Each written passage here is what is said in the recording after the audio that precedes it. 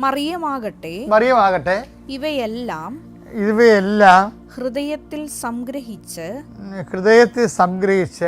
ഗാഢമായി ചിന്തിച്ചുകൊണ്ടിരുന്നു. ഹൃദയത്തിൽ സംഗ്രഹിച്ചെന്ന് വെച്ച് കഴിഞ്ഞാൽ എന്താ അവസ്ഥ അറിയാമോ?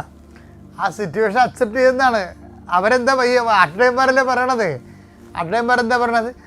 ഇതാണ് രാജശിശു, നമ്മളോട് പറഞ്ഞ പോലെ തന്നെ പിള്ളക്കച്ചയിൽ പൊതിഞ്ഞ് കിടക്കണമെന്ന് പറയും. അപ്പോൾ രാജശിശു പിള്ളക്കച്ചയിൽ പൊതിഞ്ഞ് കിടക്കുന്ന കാര്യമാണ് ഈ അപ്പോസ്തലന്മാരെ സ്റ്റാറ്റസ് അല്ല, ഈ അട്ടയന്മാർ സ്റ്റാറ്റസായിട്ട് പറയണത്.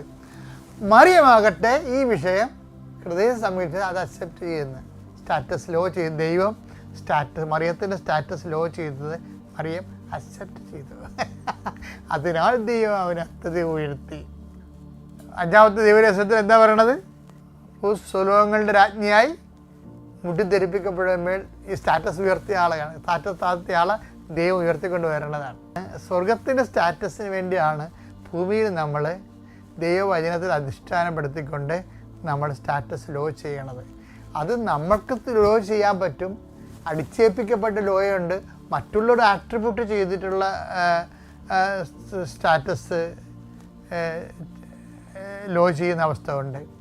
ഇതെല്ലാം ആധ്യാത്മികതയുടെ വഴിയാത്രയിലുള്ള മൈൽ സ്റ്റോണുകളാണ്.